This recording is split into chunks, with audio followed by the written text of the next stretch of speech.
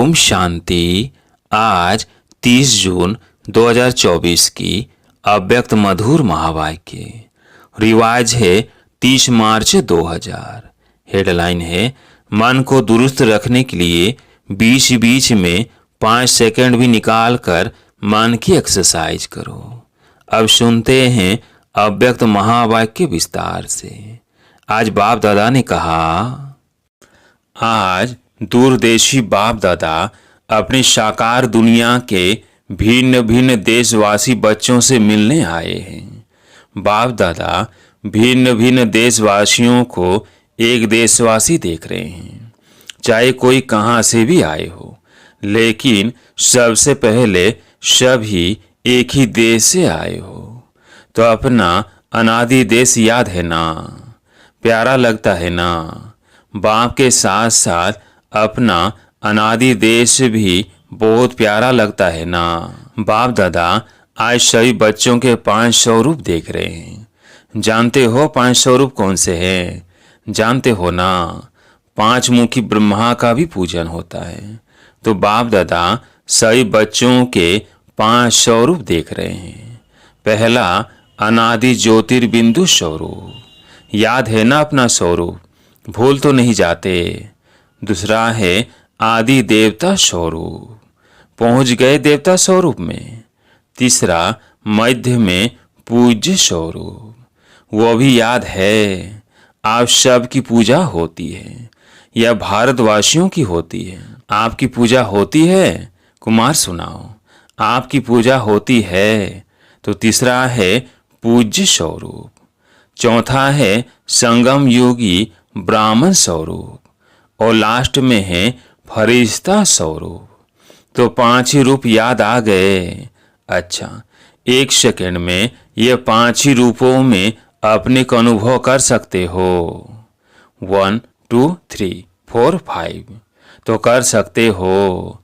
ये 5 ही स्वरूप कितने प्यारे हैं। जब चाहो जिस भी रूप में स्थित होने चाहो, सोचा और अनुभव किया। यही रूहानी मन की एक्सरसाइज है। आजकल सभी क्या करते हैं? एक्सरसाइज करते हैं ना। जैसे आदि में भी आपकी दुनिया में यानी सतयुग में नेचुरल चलते फिरते की एक्सरसाइज थी। खड़े हो करके 1 2 3 एक्सरसाइज नहीं। तभी अंत में भी बाप दादा मन की एक्सरसाइज कराते हैं। जैसे स्थूल एक्सरसाइज से तन तंदुरुस्त रहता है ना, तो चलते फिरते ये मन की एक्सरसाइज करते रहो। इसके लिए टाइम नहीं चाहिए। 5 सेकेंड कभी भी निकाल सकते हो या नहीं? ऐसा कोई बिजी है जो 5 सेकेंड भी नहीं निकाल सके? है कोई तो हाथ उठाओ। फिर तो नहीं कहेंगे क्या करे, टाइम नहीं मिलता। यह तो नहीं कहेंगे ना, टाइम मिलता है। तो ये एक्सरसाइज बीच बीच में करो। किसी भी काज में हो 5 सेकेंड की ये मन की एक्सरसाइज करो, तो मन सदा ही दुरुस्त रहेगा, ठीक रहेगा। बाप दादा तो कहते हैं हर घंटे में ये 5 सेकेंड की एक्सरसाइज करो। हो सकती है, देखो सभी कह रहे हैं हो सकती है। याद रखना, ओम शांति भवन याद रखना, भूलना नहीं। तो जो मन की भिन्न भिन्न कंप्लेन है ना, क्या करे, मन नहीं टिकता। मन को मन बना देते हो। पहले जमाने में पाव, शेर और मन होता था, आजकल बदल गया है। तो मन को मन बना देते हैं बोझ वाला, और ये एक्सरसाइज करते रहेंगे तो बिल्कुल लाइट हो जाएंगे, अभ्यास हो जाएगा। ब्राह्मण शब्द याद आए तो ब्राह्मण जीवन के अनुभव में आ जाओ। फरिश्ता शब्द कहो तो फरिश्ता बन जाओ। मुश्किल है? नहीं है। कुमार बोलो, थोड़ा मुश्किल है। आप फरिश्ते हो या नहीं? आप ही हो या दूसरे हैं? कितने बार फरिश्ता बने हो? अनगिनत बार की हुई बात को रिपीट करना क्या मुश्किल होता है? कभी कभी होता है। अभी यह अभ्यास करना।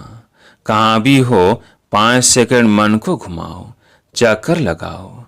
चक्कर लगाना तो अच्छा लगता है ना, टीचर्स ठीक है ना, राउंड लगाना आएगा ना, बस राउंड लगाओ फिर कर्म में लग जाओ। हर घंटे में राउंड लगाया फिर काम में लग जाओ, क्योंकि काम को तो छोड़ नहीं सकते है ना। ड्यूटी तो बजानी है, लेकिन 5 सेकेंड, मिनट भी नहीं, सेकेंड नहीं निकल सकता है। निकल सकता है, यूएन की ऑफिस में निकल सकता है। मास्टर सर्वशक्तिवान हो तो मास्टर सर्वशक्तिवान क्या नहीं कर सकता। बाप दादा को एक बात पर बच्चों को देख करके मीठी मीठी हंसी आती है। किस बात पर? चैलेंज करते हैं, पर्चा छपाते हैं, भाषण करते हैं, कोर्स कराते हैं। क्या कराते हैं? हम विश्व को परिवर्तन करेंगे। यह तो सभी बोलते हैं ना, या नहीं? सभी बोलते हैं या सिर्फ भाषण करने वाले बोलते हैं? तो एक तरफ कहते हैं विश्व को परिवर्तन करेंगे, मास्टर सर्वशक्तिवान बनेंगे, और दूसरे तरफ अपने मन को मेरा मन कहते हैं। मालिक है मन के, मालिक है मन के, और मास्टर सर्वशक्तिवान है। फिर भी कहते हैं मुश्किल है, तो हंसी नहीं आएगी? आएगी ना हंसी। तो जिस समय सोचते हो मन नहीं मानता, उस समय अपने ऊपर मुस्कुराना। मन में कोई बात आती है तो बाप दादा ने देखा है, 3 लकीरें गाई हुई हैं। एक पानी पर लकीर, पानी पर लकीर देखी है, लगाओ लकीर तो उसी समय मिट जाएगी। लगाते तो है ना। तो दूसरी है किसी भी कागज पर, स्लेट पर कहाँ भी लकीर लगाना। और सबसे बड़ी लकीर है पत्थर पर लकीर। पत्थर की लकीर मिटती बहुत मुश्किल है। तो बाप दादा देखते हैं कि कई बार बच्चे अपने ही मन में पत्थर की लकीर के मुआफिक पक्की लकीर लगा देते हैं, जो मिटाते हैं लेकिन मिटती नहीं है। ऐसी लकीर अच्छी है, कितना वारी प्रतिज्ञा भी करते हैं, अब से नहीं करेंगे, अब से नहीं होगा, लेकिन फिर परवश हो जाते हैं। इसलिए बाप दादा को बच्चों पर घृणा नहीं आती है, रहम आता है। परवश हो जाते हैं तो परवश पर रहम आता है। जब बाप दादा ऐसे रहम भाव से बच्चों को देखते हैं तो ड्रामा के पर्दे पर क्या आ जाता है? कब तक? तो इसका उत्तर आप दो। कब तक? कुमार दे सकते हैं। कब तक यह समाप्त होगा? बहुत प्लेन बनाते हो ना कुमार, तो कब तक? बता सकते हो। आखिर भी यह कब तक? बोलो। जवाब आता है कब तक? दादियां सुनाओ। जब तक संगम युग है तब तक थोड़ा थोड़ा रहेगा। तो संगम युग भी कब तक? जब फरिश्ता बन जाएंगे। वह भी कब तक? बाबा बताए। फरिश्ता बनना आपको है या बाप को है? इसका जवाब सोचना। बाप तो कहेंगे अब तैयार है। आधी माला में भी हाथ नहीं उठाया। बाप दादा सदा ही बच्चों को संपन्न स्वरूप में देखने चाहते हैं। जब कहते ही हो बाप ही मेरा संसार है, यह तो सब कहते हो ना। दूसरा भी कोई संसार है क्या? बाप ही संसार है। तो संसार के बाहर और क्या है? सिर्फ संस्कार परिवर्तन करने की बात है।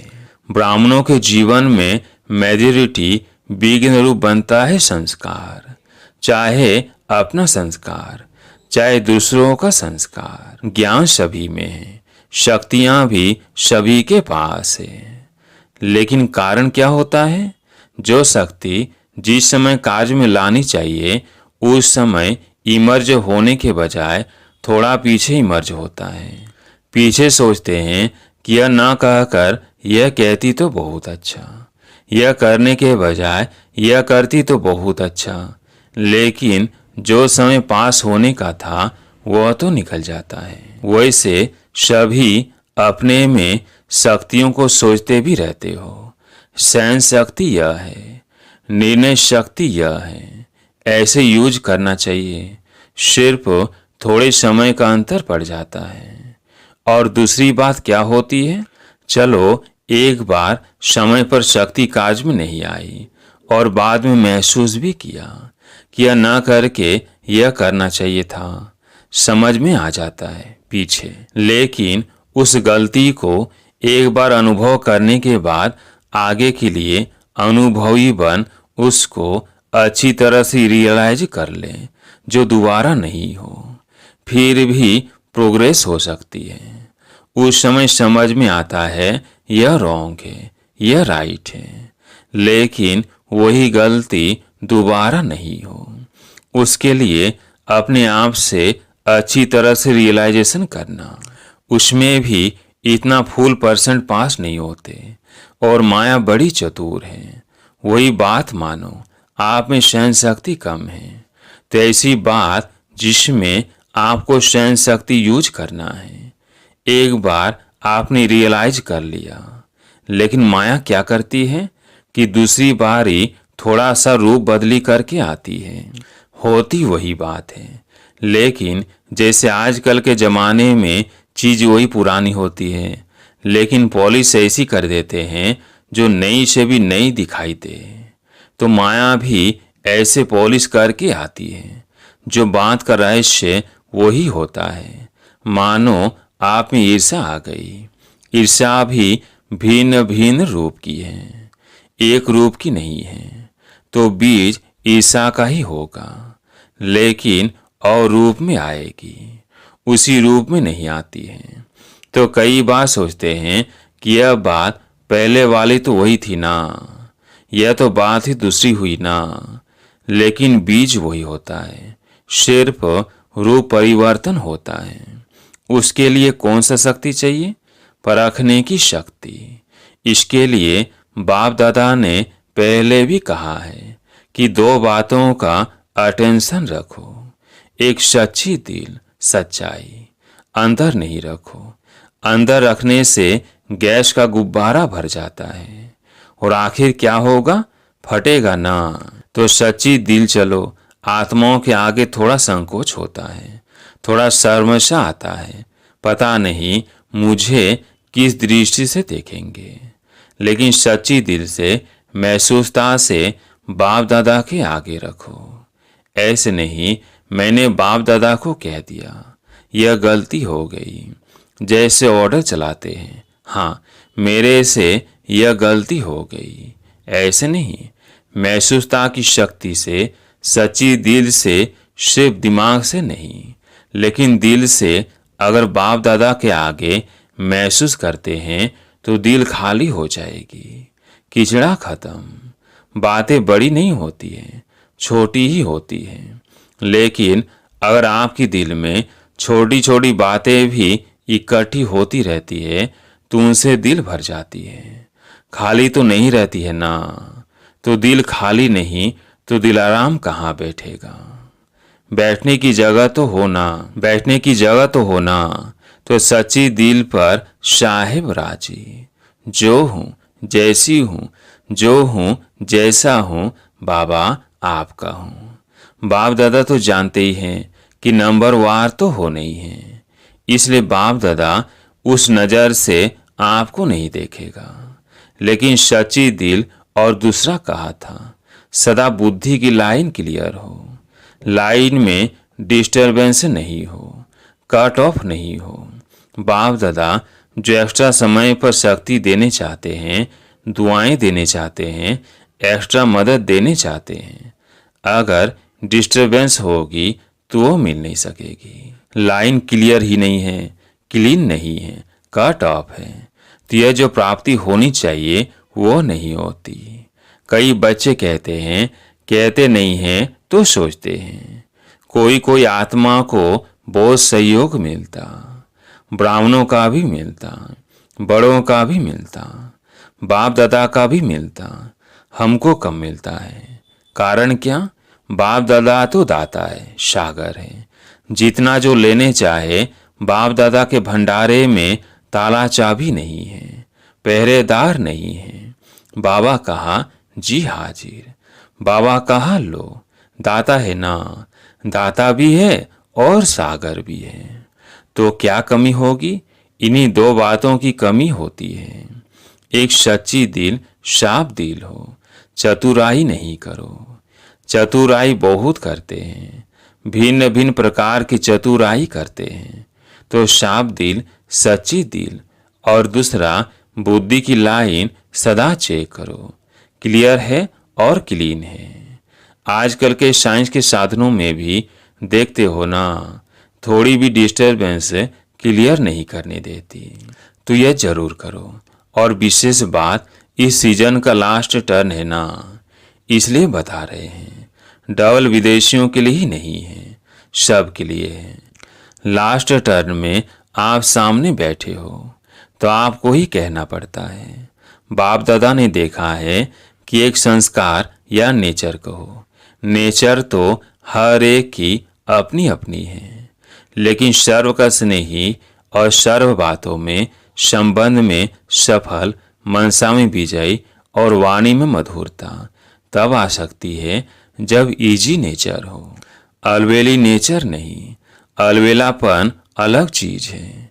इजी नेचर उसको कहा जाता है जैसा समय, जैसा व्यक्ति, जैसा सरकमस्टांस उसको परखते हुए अपने को इजी कर देवे। इजी अर्थात मिलनसार। टाइट नेचर वो टू मच ऑफिशियल नहीं। ऑफिशियल रहना अच्छा है, लेकिन टू मच नहीं। और समय पर, जब समय ऐसा है, उस समय हर कोई ऑफिशियल बन जाता है, तो गुण के बजाय उनकी विशेषता उस समय नहीं लगती। अपने को मोल्ड कर सके, मिलनसार हो सके, छोटा हो बड़ा हो, बड़े से बड़ेपन में चल सके, छोटे से छोटेपन में चल सके, साथियों में साथी बन के चल सके, बड़ों से रिगार्ड से चल सके, इजी मोल्ड कर सके। शरीर भी इजी रखते हैं ना, तो जहां भी चाहे मुड़ जाते हैं, और टाइट होगा तो मुड़ नहीं सकेगा। अलबेला भी नहीं, इजी है तो जहां चाहे इजी हो जाए, अलबेला हो जाए नहीं। बाप दादा ने कहा ना, इजी हो जाओ तो इजी हो गए, ऐसे नहीं करना। इजी नेचर अर्थात जैसा समय वैसा अपना स्वरूप बना सके। अच्छा, डल विदेशियों को अच्छा चांस मिला है। सभी को डील याद है या भूल गई? अभी अभी सभी यह डील करो, लगाओ चक्कर। अच्छा, चारों ओर के सर्वश्रेष्ठ आत्माओं को चारों ओर से याद प्यार। समाचार भेजने वालों को बहुत अच्छे भिन्न भिन्न संबंध से स्नेह के पत्र और अपना हालचाल लिखा है। सेवा समाचार उमंग प्लेन बहुत अच्छे अच्छे लिखे हैं, जो बाप दादा को मिल ही गए। जिस प्यार से, मेहनत से लिखा है, तो जिन्होंने भी लिखा है वह हर एक अपने अपने नाम से बाप दादा का, दिलाराम का दिल से याद प्यार स्वीकार करे। बच्चों का प्यार बाप से और उससे पदम गुना बाप का बच्चों से प्यार है और सदा अमर है। स्नेही बच्चे न बाप से अलग हो सकते हैं, न बाप बच्चों से अलग हो सकते हैं। साथ है, साथ ही रहेंगे। चारों ओर के सदा स्वयं को बाप समान बनाने वाले, सदा बाप के नयनों में, दिल में, मस्तक में समीप रहने वाले, सदा एक बाप के संसार में रहने वाले, सदा हर कदम में बाप दादा को फॉलो करने वाले, सदा विजयी थे, विजयी हैं और विजयी रहेंगे। ऐसे निश्चय और नशे में रहने वाले, ऐसे अति श्रेष्ठ सिकिल थे, प्यारे थे प्यारे सब बच्चों को बाप दादा का याद प्यारो नमस्ते। आज प्यारे मीठी बाबा का वरदान। हर सेकेंड के हर संकल्प का महत्व जानकर जमा का खाता भरपूर करने वाली समर्थ आत्मा भव। हर सेकेंड के हर संकल्प का महत्व जानकर जमा का खाता भरपूर करने वाली समर्थ आत्मा भव। संगम युग पर अविनाशी बाप द्वारा हर समय अविनाशी प्राप्तियां होती है। सारे कल्प में ऐसा भाग्य प्राप्त करने का यह एक ही समय है। इसलिए अपना स्लोगन है, अब नहीं तो कब नहीं। जो भी श्रेष्ठ कार्य करना है वो अभी करना है। इस स्मृति से कभी भी समय, संकल्प व कर्म व्यर्थ नहीं गवाएंगे। समर्थ संकल्पों से जमा का खाता भरपूर हो जाएगा और आत्मा समर्थ बन जाएगी। स्लोगन: हर बोल, हर कर्म की अलौकिकता ही पवित्रता है। साधारणता को अलौकिकता में परिवर्तन कर दो। हर बोल, हर कर्म की अलौकिकता ही पवित्रता है। साधारणता को अलौकिकता में परिवर्तन कर दो। अच्छा, ओम शांति।